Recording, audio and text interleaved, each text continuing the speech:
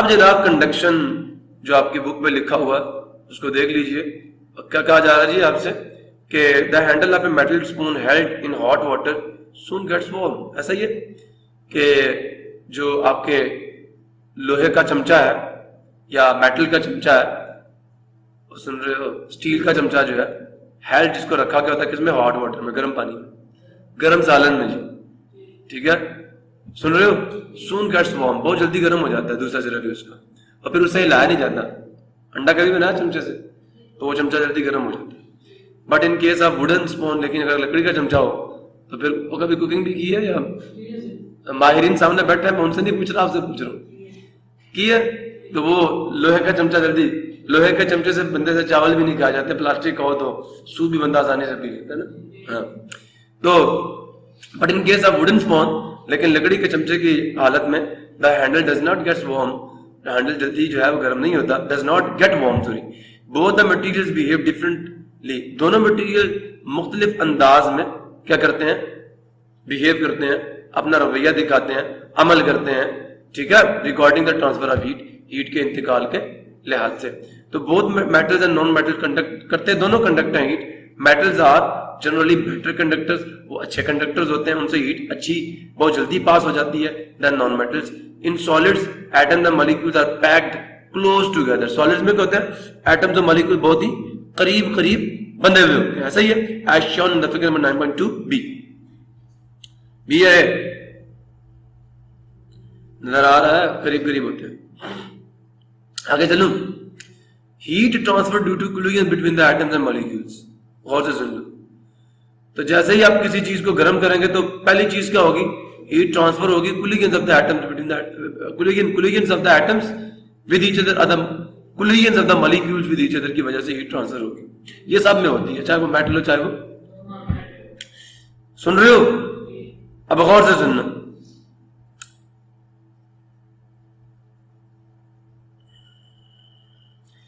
अब क्या जी, in solids atoms and molecules are packed close together as shown in the figure, they continue, ये बीच वाला पॉइंट छोड़ दो फिलहाल, ठीक है, they continue to vibrate, kinetic molecular theory of materials या मैटर का दूसरा पॉइंट है कि वो वाइब्रेट करते हैं अबाउट देयर मीन पोजीशंस।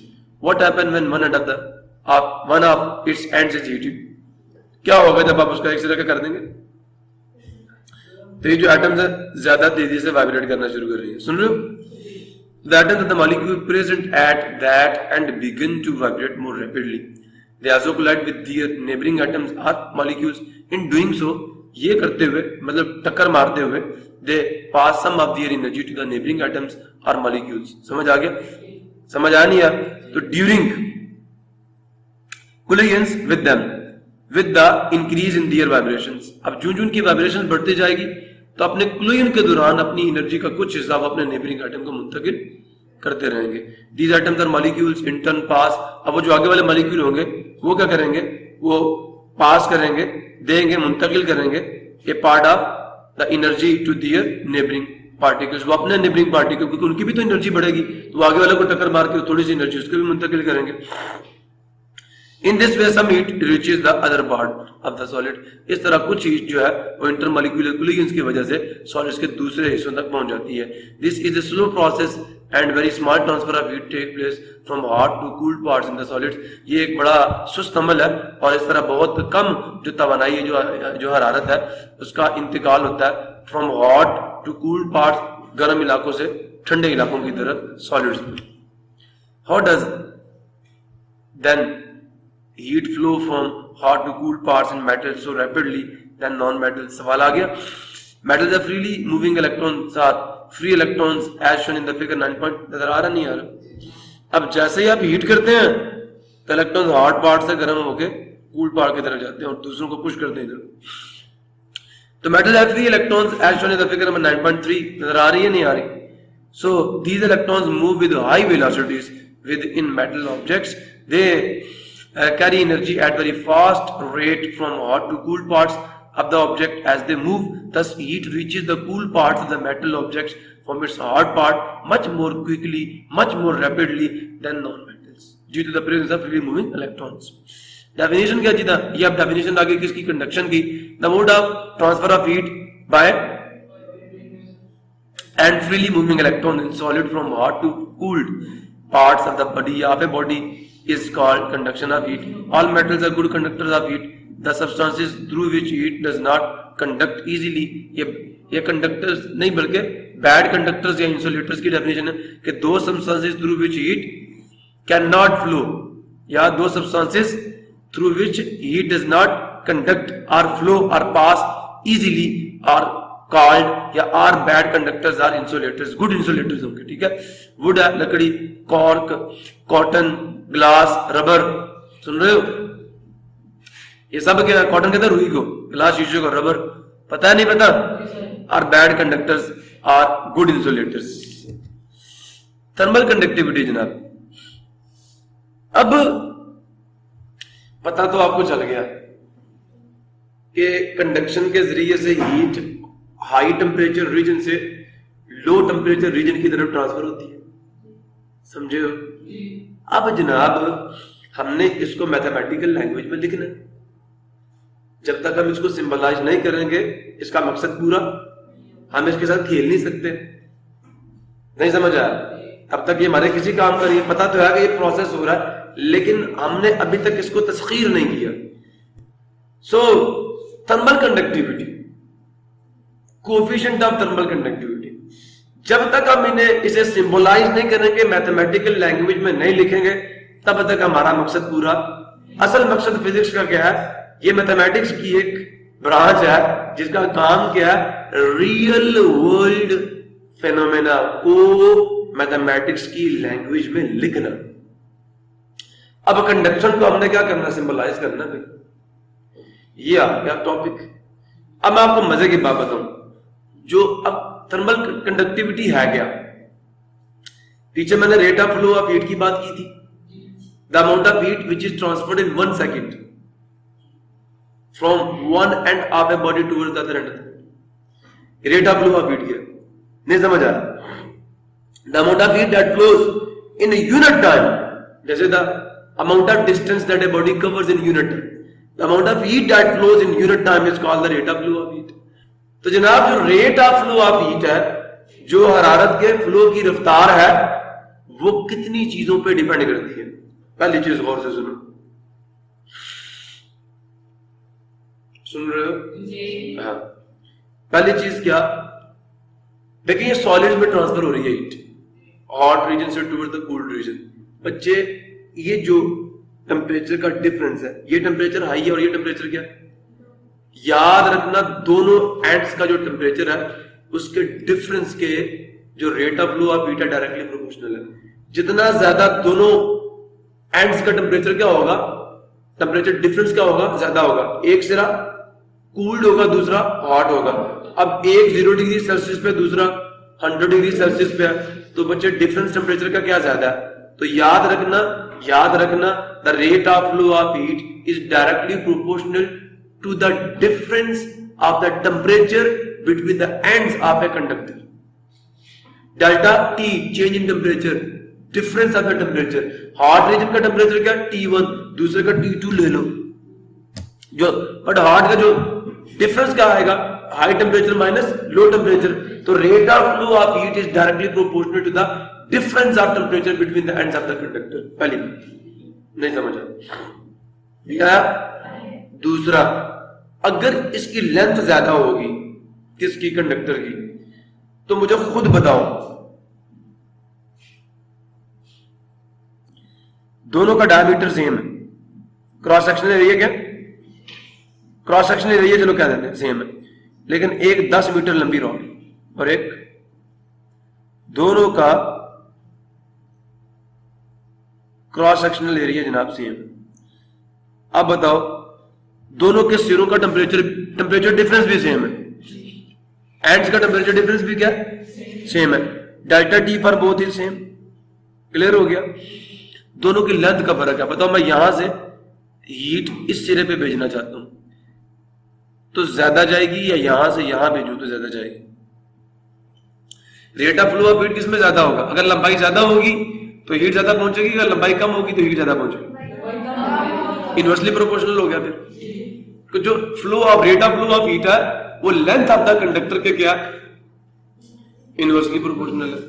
अच्छा एक बात बताओ, अब एक और पॉइंट समझते जाओ, बस फिर 3 चीजें पूरी हो जाएंगी। तीसरी चीज क्या, डेल्टा टी बता दिया कि rate of Q by T जो है वो directly proportional to change in temperature है, difference between the ends of the conductor. दूसरा क्या, Q by T is directly proportional to what, sorry inversely proportional to the length of the conductor. और तीसरा क्या बच्चे, क्रॉस सेक्शनल एरिया। अब 2 मेरे पास rods हैं, एक का क्रॉस सेक्शनल एरिया क्या है ज्यादा और एक का क्रॉस सेक्शनल एरिया क्या है, दोनों की लेंथ सेम है, एक कितनी सी, समझ आया नहीं है, आया समझ। अब मैं पहले आपको ये बता दूं, अगर इस पाइप से मैं जूस पीऊं तो ज्यादा जूस आएगा कि इस पाइप से जूस पीऊं तो ज्यादा जूस आएगा? तो फिर मुझे ये बताओ कि ऊपर वाले रॉड से हीट ज्यादा ट्रांसफर होगी या नीचे वाले से? तो rate of flow of heat is directly proportional to the cross sectional area of the conductor.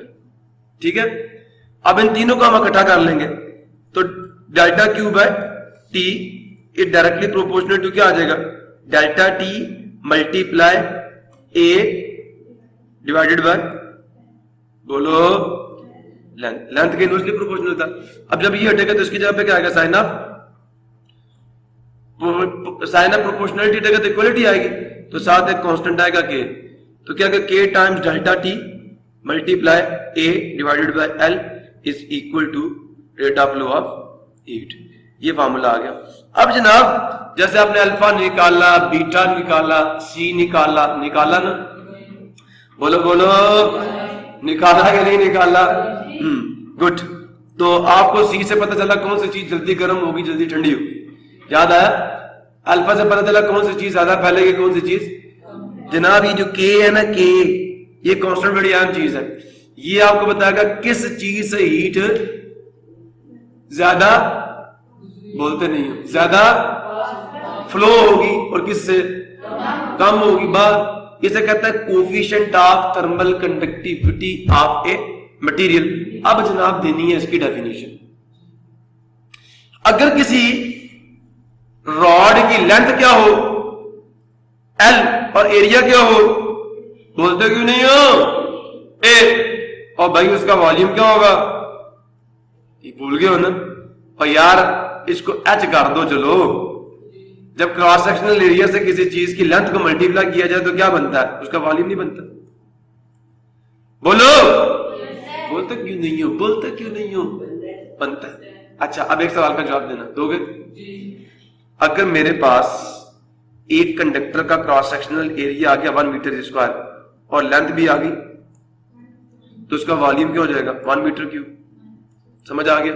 लो फार्मूले में डाल दिया, लेंथ भी 1 कर दी, एरिया भी 1 कर दिया, पक्का। और अगर उसके दोनों सिरों के दरमियान टेम्परेचर का फर्क कितना हो जाए, 1 degree kelvin, delta T 1 degree kelvin हो जाए, बोलते क्यों नहीं हो? और टाइम कितना दूं, 1 सेकेंड। नहीं बोलते, नहीं बोलते, या अल्लाह किस गुंगी कौम के हवाले कर दिया मुझे। और बोलते क्यों नहीं हो? एक कंडक्टर था मेरे पास, था ना? हाँ, थोड़ी देर पहले था, अभी दोबारा बना रहा। इसका क्रॉस सेक्शनल एरिया कितना हो गया, 1 मीटर स्क्वायर। लंबाई कितनी होगी, पक्का? इस सिरे का टेम्परेचर क्या है, 1 डिग्री केल्विन। नहीं यार 1 डिग्री नहीं यार, 273 कर देता हूं, ठीक है। और इसका पता क्या कर देता हूं, इसका 274 कर देता हूं। इसका 0 डिग्री सेल्सियस और इसका 1 डिग्री सेल्सियस है ना, 1 ज्यादा। तो हीट कहां से कहां फ्लो करेगी, इधर से इधर को फ्लो करेगी। ये हाई टेम्परेचर है ना और ये लो टेम्परेचर है। चलो इसको 1 डिग्री सेल्सियस क्या देता हूं, इसको 0 डिग्री सेल्सियस का। अब ठीक है, अगर किसी कंडक्टर के वॉल्यूम कितना हो गया, 1 मीटर, आप समझ आया? फिर कहोगे उसका एरिया 1 मीटर स्क्वायर होगा और लेंथ, तो मैं कहता हूं वॉल्यूम ही 1 मीटर क्यूब है। अगर किसी कंडक्टर के 1 मीटर क्यूब वॉल्यूम के, सुन रहे हो, सिरों के दरम्यान में जो टेम्परेचर का फर्क है वो कितना हो, 1 डिग्री केल्विन। तो जनाबे आली फिर 1 सेकंड में, टाइम कितना दूं, 1 सेकंड में उस कंडक्टर के एक सिरे से दूसरे सिरे की तरफ जो हीट ट्रांसफर होगी वो किसके बराबर होगी? फार्मूला क्या था, delta Q by T is equal to K times, बोलो नहीं बोलते, delta T multiply A divided by L. अभी फार्मूला प्रूफ किया सारे चुप लो। एल कितना 1, ए कितना 1, डेल्टा टी कितना 1, टाइम कितना 1, भाई डेल्टा क्यू किसके बराबर आ गया, के। तो के क्या है, ये कोफिशिएंट ऑफ थर्मल कंडक्टिविटी है, ये हीट की उस मिकदार के बराबर है। इट इज द, जैसे सी को डिफाइन किया था ना, मास 1 kg, temperature difference 1 degree kelvin, याद आया? मास 1 kg था, टेम्परेचर कितना था 1 डिग्री केल्विन। तो किसी भी सब्सटेंस के 1 kg मास का टेम्परेचर 1 डिग्री केल्विन राइज करने के लिए कितनी हीट चाहिए, वो थी उसकी स्पेसिफिक हीट। अभी भी नहीं बोलते, और तुम पे अल्लाह रहम करे, बोलते क्यों नहीं हो? नहीं बोलना, बंद करूं? अच्छा, थर्मल कंडक्टिविटी क्या है? अमाउंट ऑफ हीट है जो 1 metre cube volume of a substance, याद रखना, याद रखना, it is the amount of heat that is transferred from one end to the other end of a conductor whose volume is 1 meter cube। फिर सुन ले, the amount of heat which is transferred in 1 second, ठीक है, from one end of a conductor to the other end of a conductor having 1 meter cube volume। सुन रहे हो? नहीं सुन रहे? Due to a temperature difference of 1 degree Kelvin, the amount of heat which is transferred from one end towards the other end, ठीक है, which is transferred from one end to the other end of 1 meter cube of a conductor, ये क्या लो, having a temperature difference of in 1 second is called what? Is called a thermal conductivity। time 1 second, 1 second में the amount of heat that is transferred in 1 second from one end to the other end of 1 meter cube of a substance due to the difference of 1 degree Kelvin between the ends। नहीं समझ आया? बात ही clear होगी, ये thermal conductivity. अब जनाब जिसकी ये ज्यादा होगी वो अच्छा कंडक्टर है, जिसकी कम होगी वो बैड कंडक्टर है, गुड इंसुलेटर है। समझ आ गया? अब मैंने दे दिया जनाब प्रूफ, अब आप जरा इधर आ जाए ना। Conduction of heat occurs eight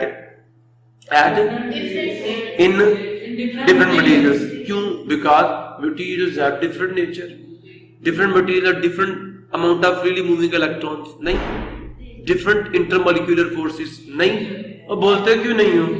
density is different, intermolecular forces different, नहीं समझा? atomic number different, mass number different, इतनी चीजें different, तो thermal conductivity तो different होगी, नहीं समझा? तो conduction of heat occurs at different rates in different materials इन, और ये के की वैल्यू मटेरियल की नेचर पे डिपेंड करती है। किस पे? अल्फा नेचर पे डिपेंड करता है, इंटरमोलिकुलर फोर्सेस ना, बीटा नेचर पे डिपेंड करता है। याद आया? डेंसिटी नेचर पे डिपेंड करती है, गोल्ड की डेंसिटी अलग है, आयरन की डेंसिटी अलग है, ये वो यंग इलास्टिसिटी मॉडुलस किस पे डिपेंड करता है? नेचर पे डिपेंड करता है, ये नेचर बताता है मटेरियल की। हाँ, यंग्स मॉडुलस सख्ती बताएगा।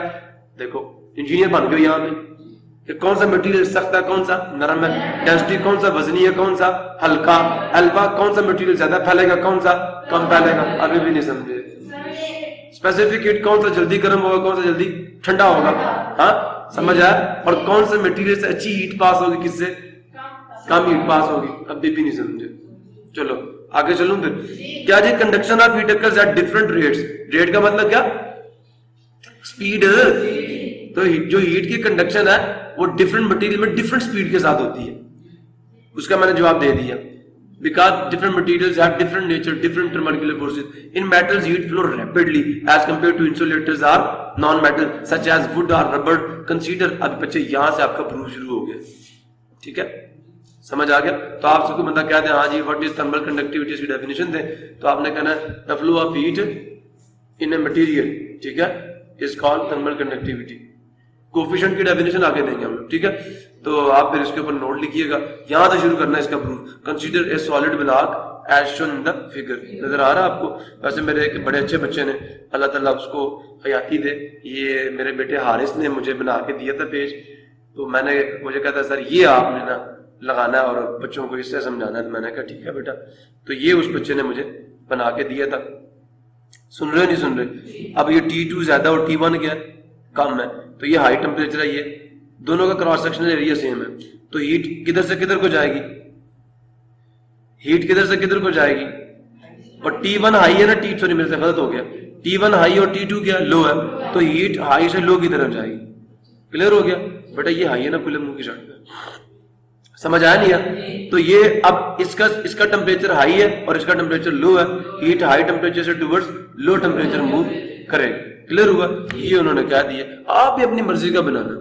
Consider a solid block shown in the figure, one of its two opposite faces, इसके दो सिरे हैं, ये भी क्रॉस सेक्शनल एरिया ना इसका ये वाला, तो इसके जो दो फेसेस हैं उनमें से एक फेस का one of its two faces या one of its two cross sectional areas जो है, तो one of its two faces each of cross sectional area A, दोनों फेसेस का क्रॉस सेक्शनल एरिया क्या है?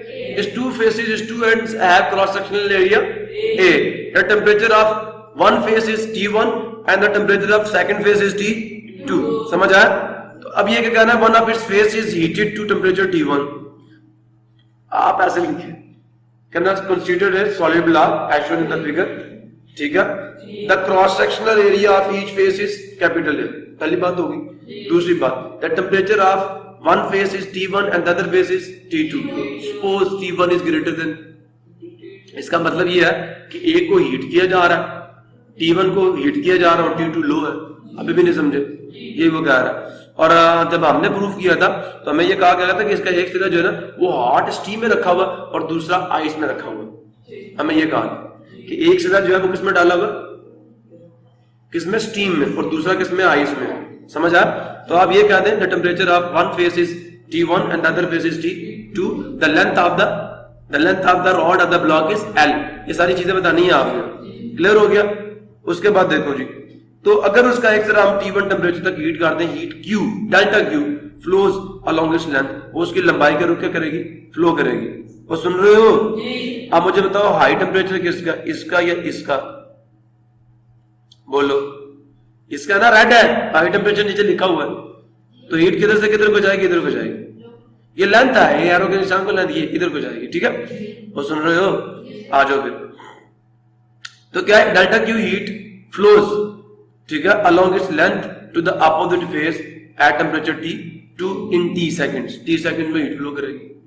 समझ आ गया? ये आपने लिखना कि Q amount of heat flows from its one face, that is the face at high temperature T1 to the face at low temperature T2। ठीक है? हाई टेम्परेचर को यहाँ पे T1 केस सेंसिटिव है। क्या ये हाई टेम्परेचर का T, जैसे मैंने कहा था ग्रेटर मास M1 होगा वर्टिकल केस में, और जो मास M2 होगा वो टेबल पे पड़ा होगा, याद रखना। T1 हाई टेम्परेचर लेना। The amount of heat that flows इन, अब ये बच्चे फ्लो ऑफ हीट की या rate of flow of heat की डेफिनेशन है। The amount of heat that flows in unit time, ठीक है, from one and of a conductor towards the other end of the conductor is called rate of flow of heat. Thus rate of flow of heat का formula क्या? Delta Q by T. It is experimentally observe. अब आपने ये बात लिखनी है कि तजुर्बात से ये बात देखी गई है कि rate at which heat flows through a solid object depends upon following factors.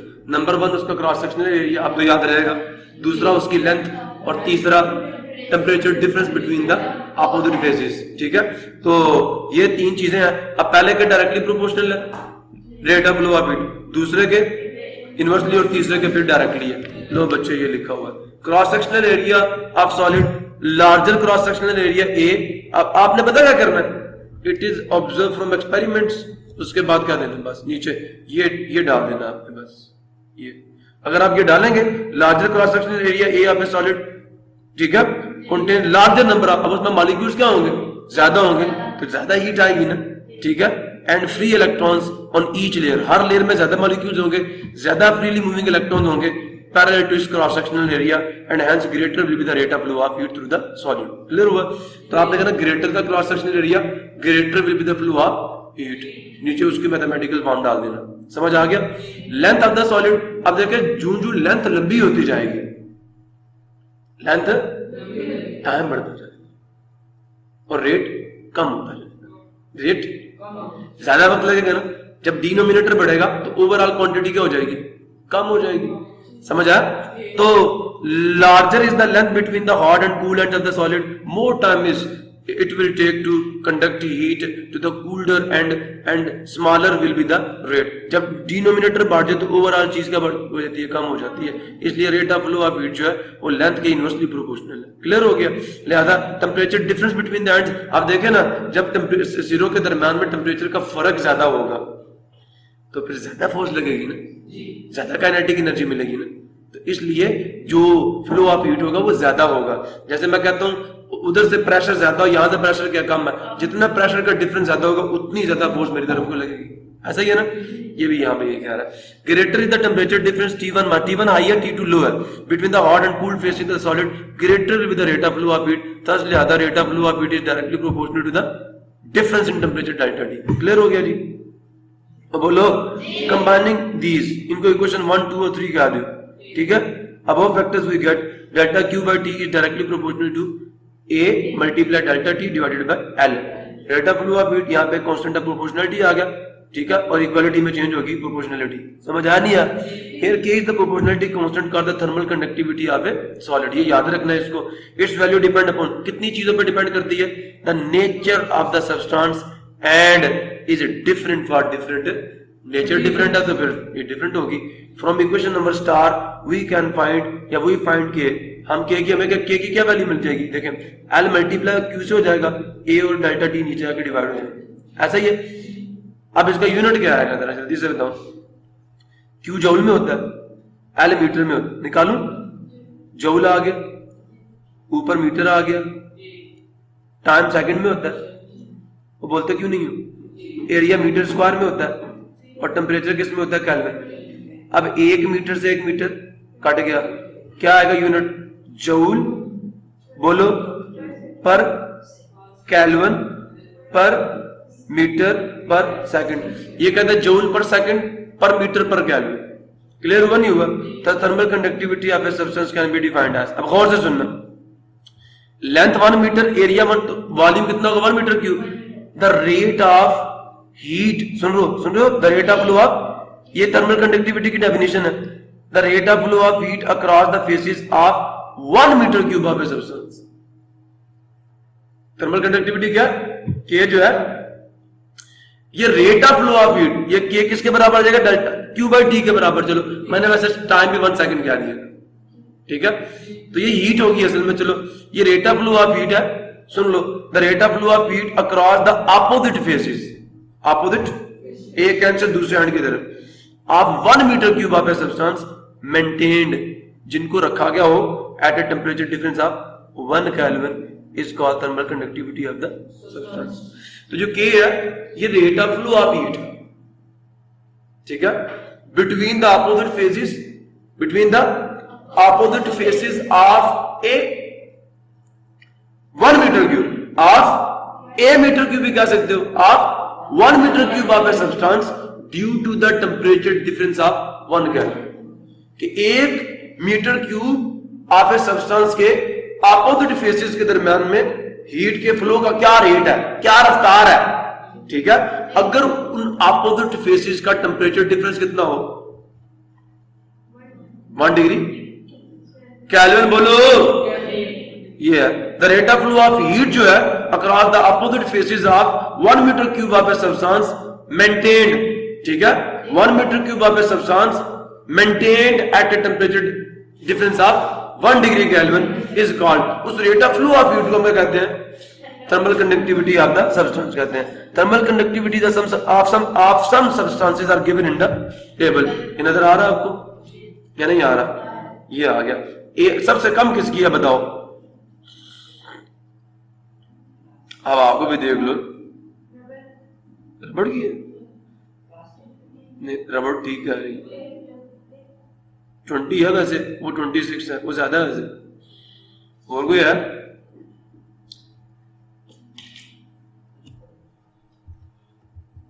हाँ क्या बोला, बोलो भाई,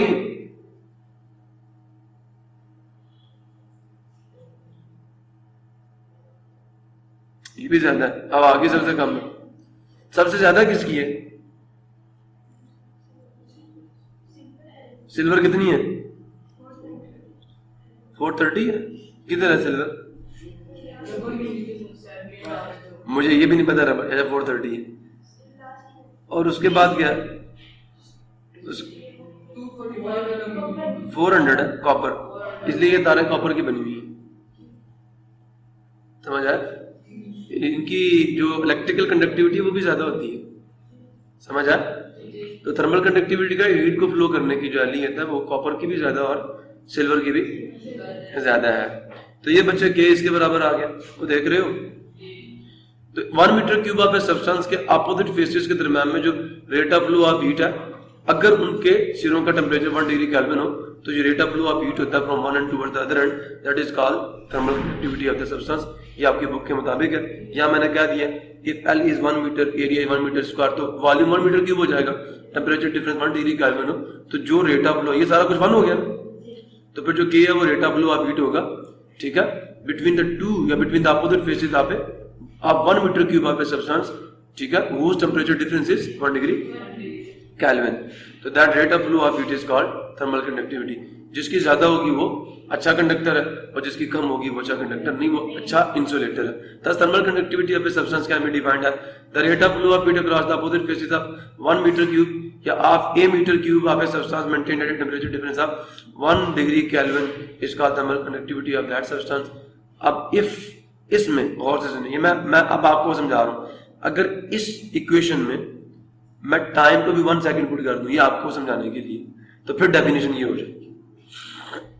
द अमाउंट ऑफ हीट, ये अब रेट तो नहीं रहा ना, ये हीट की वो क्वांटिटी है that flows across the opposite faces of 1 metre cube of a substance maintained at a temperature difference of 1 kelvin in 1 second. तो हीट की वो क्वांटिटी जो 1 सेकंड में फ्लो करेगी between the opposite faces of 1 metre cube of a substance, ठीक है, kept at a temperature difference of 1 degree kelvin. तो 1 सेकंड में जो हीट ट्रांसफर होगी उसको हम थर्मल कंडक्टिविटी कहेंगे। ये हमारी ओल्ड बुक पे थी, अब आपकी न्यू बुक पे वो आपको ऊपर वाली दी जा रही है। तो ये भी डेफिनेशन है, thermal conductivity of some substances are given in a table, आप देख सकते हैं। प्रूफ मैंने दे दिया आपको, इस तरह करना है। कंसीडर ए सॉलिड सिलेंडर, ठीक है, ठीक है, one of its two opposite faces each of cross sectional area, ये कैपिटल ए कर दें इसको,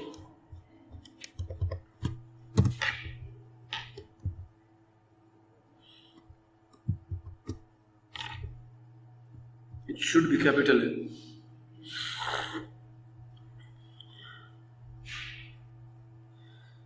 आर फेस का एरिया क्या होगा? कैपिटल ए होगा।